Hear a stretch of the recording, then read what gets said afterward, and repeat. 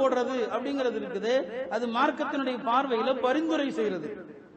இவர் சட்டமன்ற உறுப்பினர் ஆகிறதுக்கு தகுதி, நீங்க ஓட்டு போடுறீங்கன்னா அது பரிந்துரை செய்யறது. முதல்ல இந்த மாதிரி ஆளுகளுக்கு பரிந்துரை செய்யலாமான்னு சொன்னா, தவறான நபர்களுக்கு பரிந்துரை செய்வதும் ஹராம் தான். அது மார்க்கத்துல பொய் சாட்சி, ஷஹாதத்து ஸூர்.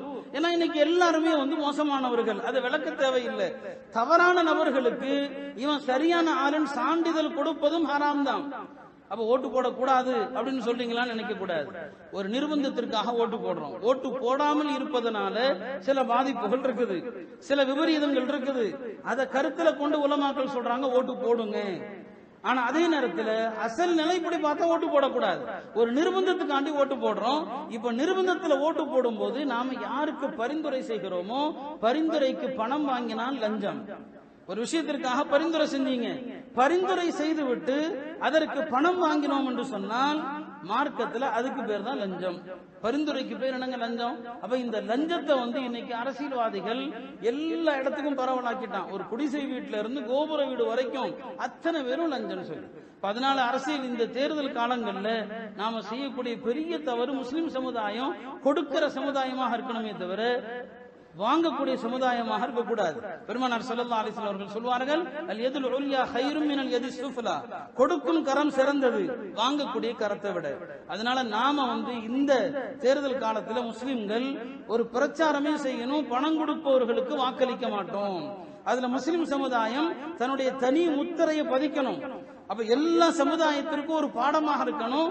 நாங்க பணம் வாங்கிட்டு ஓட்டு போடக்கூடிய ஆளுகள் கிடையாது, பணம் வாங்கிட்டு நாங்க ஓட்டு போடுறவங்க அல்ல அப்படிங்கிற தனி முத்திரையை பதிக்கணும். ஆனா இதுல முஸ்லிம்களுக்கும் ஆசை வந்துருச்சு. ஏன்னா ஓசில கஷ்டம் இல்லாம கிடைக்கும் போது அதை அனுபவிக்கணுங்கிற ஒரு நிலை எல்லாருடைய உள்ளத்திலையும் வந்துருது.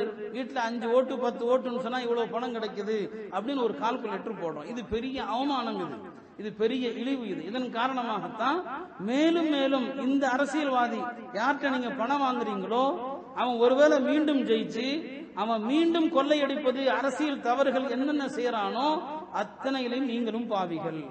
இதுவரைக்கும் அடிச்ச கொள்ளையிலையும் உங்களுக்கு பங்கு இருக்குது, இனிமேல் அடிக்க போகிற கொள்ளையிலும் உங்களுக்கு பங்கு இருக்குது. அப்போ இனிமேல் அடிக்க போகிற அவன் என்னென்ன தவறு செய்வானோ அத்தனைக்கும் நீங்களும் பொறுப்பாளிகள். அப்படி ஆகிறதுக்கு யாரு தயாரோ அவங்க இந்த ஓட்டுக்கு தரக்கூடிய பணத்தை காசை வாங்கலாம். அதனால எந்த கட்சி என்பதெல்லாம் இங்க நாம பார்க்கல, யாருக்கு நம்ம ஓட்டு போடணும் அதெல்லாம் நமக்கு தேவையில்லாத விஷயம். அதை உலமாக்கள் சொல்ல வேண்டிய அவசியமும் கிடையாது. இங்க நாம சொல்ல வருது, எந்த கட்சி காசு கொடுத்தாலும் காசை தூக்கி முகத்துல வீசுங்க. நம்ம ஊர்ல அப்படி ஒரு நிலை வராது, அப்படி ஒரு நிலையை வர விட மாட்டோம்னு சொல்லி ஊருடைய இளைஞர்கள் அதற்கு